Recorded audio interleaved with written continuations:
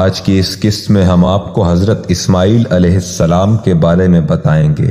حضرت اسماعیل علیہ السلام کی پیدائش سے پہلے فرشتے نے حضرت ابراہیم علیہ السلام کو کیا پیغام دیا تھا؟ حضرت اسماعیل علیہ السلام اپنی والدہ کے ساتھ مکے میں کیسے رہے اور ان کی قربانی کا حکم کیوں دیا گیا؟ یہ سب کچھ جاننے کے لیے اس ویڈیو کو آخر تک لازمی دیکھیں، اور اگر آپ آئندہ بھی ایسی اسلامی اور معلوماتی ویڈیوز دیکھنا چاہتے ہیں تو ہمارے چینل کو سبسکرائب کرنے کے ساتھ ساتھ بیل آئیکن کو بھی پریس کر دیں تاکہ آپ کو ہماری ویڈیوز ملتی رہیں۔ کہ حضرت ابراہیم علیہ السلام کی پہلی شادی اپنی چچا زاد حضرت سارہ علیہ السلام سے ہوئی، لیکن وہ ایک عرصے تک اولاد کی نعمت سے محروم رہے۔ حضرت حاجرہ علیہ السلام مصر کے بادشاہ کی بیٹی یا باندی تھیں، جنہیں بادشاہ نے تحفے کے طور پر حضرت ابراہیم علیہ السلام اور حضرت سارہ علیہ السلام کو دیا تھا۔ ایک دن حضرت سارہ علیہ السلام نے ان سے کہا کہ آپ علیہ السلام حاجرہ علیہ السلام سے نکاح کر لیں، شاید اللہ تعالیٰ ان کے بطن سے اولاد عطا فرما دے۔ چنانچہ آپ نے حضرت حاجرہ علیہ السلام کو اپنی زوجیت میں لے لیا، اور پھر شادی کے 1 سال بعد ہی انہوں نے حضرت اسماعیل علیہ السلام کو جنم دیا۔ اس وقت حضرت ابراہیم علیہ السلام کی عمر مبارکہ 86 سال تھی۔ جب حضرت حاجرہ علیہ السلام امید سے تھیں تو فرشتے نے آپ کو لڑکا ہونے کی نوید سنائی اور اسماعیل نام رکھنے کو کہا۔ حضرت اسماعیل علیہ السلام 1800 قبل مسیح پیدا ہوئے۔ جب حضرت ابراہیم علیہ السلام اپنے بیٹے کی پیدائش پر خوشیوں کا بھرپور اظہار بھی نہ کر پائے تھے کہ انہیں ایک اور آزمائش سے گزرنا پڑا۔ اللہ تعالیٰ کے حکم پر وہ اپنے نومولود بیٹے اور بیوی کو ملک شام سے ہزاروں میل دور ایک ایسی وادی میں چھوڑ آئے کہ جہاں میلوں تک پانی تھا، نہ چرند پرند۔ حضرت ابراہیم علیہ السلام کے واپس جانے کے بعد حضرت حاجرہ علیہ السلام حضرت اسماعیل علیہ السلام کے ساتھ ایک درخت کے نیچے بیٹھ گئیں۔ کچھ وقت کے بعد جو زاد راہ ساتھ تھا وہ ختم ہو گیا۔ اب دونوں ماں بیٹا بھوک پیاس سے بے حال تھے۔ جوں جوں لختے جگر کی شدت پیاس میں اضافہ ہو رہا تھا، ممتا کی ماری ماں کی بے قراری بھی بڑھتی جا رہی تھی۔ اسی حالت اضطراب میں وہ قریب واقع پہاڑی صفا پر چڑھیں کہ شاید کسی انسان یا پانی کا کوئی نشان مل جائے، لیکن بے سود۔ تڑپتے دل کے ساتھ بھاگتے ہوئے ذرا دور دوسری پہاڑی مروہ پر چڑھیں، لیکن بے فائدہ۔ اسی طرح دونوں پہاڑیوں کے درمیان پانی کی تلاش میں 7 چکر مکمل کر لیے۔ ادھر اللہ تعالیٰ نے حضرت جبرائیل امین علیہ السلام کے ذریعے شیرخوار اسماعیل علیہ السلام کے قدموں تلے دنیا کا سب سے متبرک اور پاکیزہ پانی کا چشمہ جاری کر کے رہتی دنیا تک کے لیے یہ پیغام دے دیا کہ اللہ پر توکل کرنے والے صابر و شاکر بندوں کو ایسے ہی بیش قیمت انعامات سے نوازا جاتا ہے۔ اس کے بعد حضرت حاجرہ اپنے صاحبزادے کے ساتھ وہیں رہ رہی تھیں کہ ایک روز عرب کے قبیلے بنو جرہم کے کچھ لوگ پانی کی تلاش میں وہاں پہنچے اور حضرت حاجرہ کی اجازت سے وہاں رہائش اختیار کر لی۔ پھر دوسرے قبائل بھی وہاں ایک ایک کر کے آباد ہوئے، اور یوں دیکھتے ہی دیکھتے وہ سنسان صحرا دنیا کے ایک عظیم شہر مکہ مکرمہ میں تبدیل ہو گیا۔ حضرت حاجرہ نے بیٹے کی پرورش اور تعلیم و تربیت پر خصوصی توجہ دی۔ 13 سال کا طویل عرصہ جیسے پلک جھپکتے گزر گیا۔ حضرت اسماعیل علیہ السلام مکے کی مقدس فضاؤں میں آب زمزم پی کر اور صبر و شکر کی پے کر عظیم ماں کی آغوش تربیت میں پروان چڑھتے ہوئے بہترین صلاحیتوں کے مالک خوبصورت نوجوان کا روپ دھار چکے تھے۔ تب ایک دن حضرت ابراہیم علیہ السلام تشریف لائے اور فرمایا، اے بیٹے، میں خواب میں دیکھتا ہوں کہ تمہیں ذبح کر رہا ہوں، تو تم سوچو کہ تمہارا کیا خیال ہے؟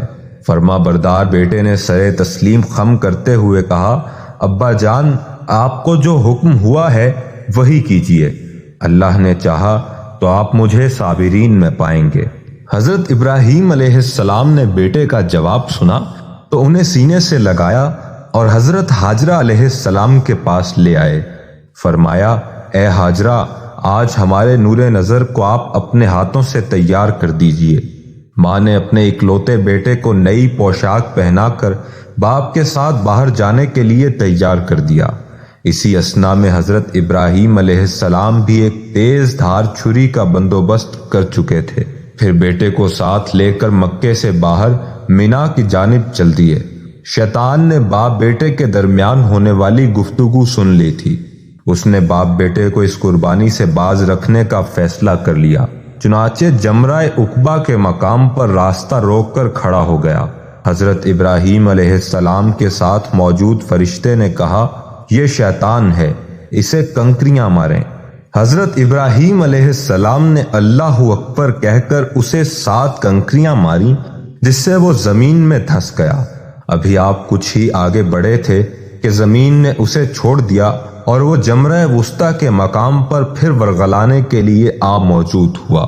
حضرت ابراہیم علیہ السلام نے دوبارہ کنکریاں ماری اور وہ پھر زمین میں دھسا، لیکن آپ کچھ ہی آگے بڑھے تھے کہ وہ جمرہ اولا کے مقام پر پھر موجود تھا۔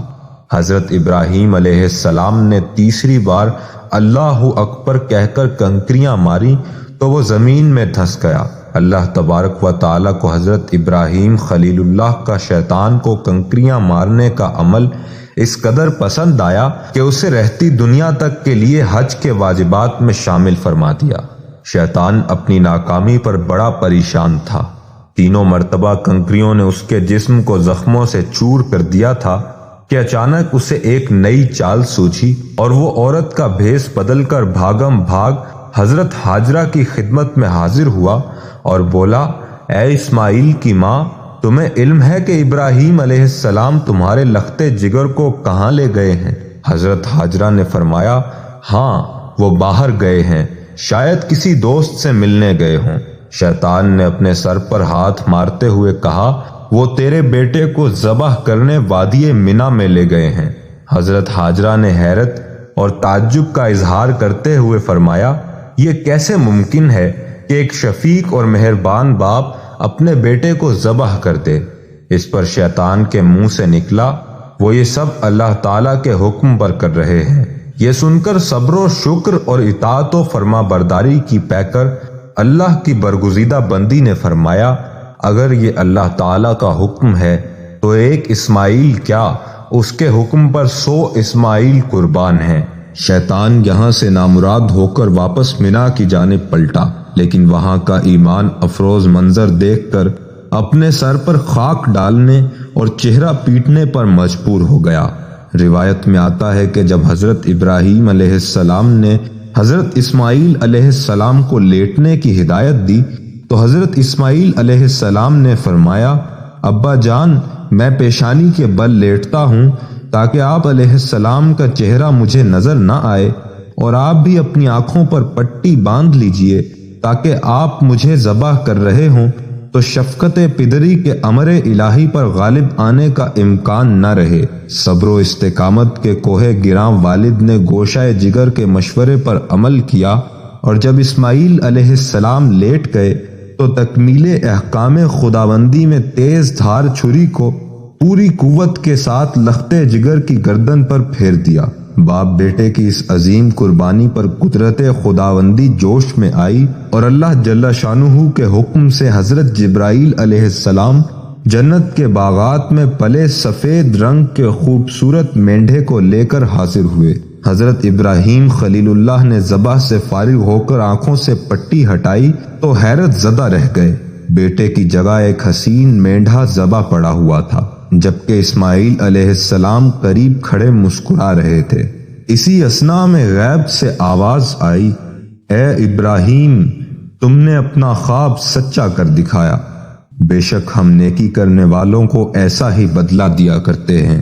حضرت اسماعیل علیہ السلام نے خانہ کعبہ کی تعمیر کے دوران اپنے والد کے شانہ بشانہ کام کیا۔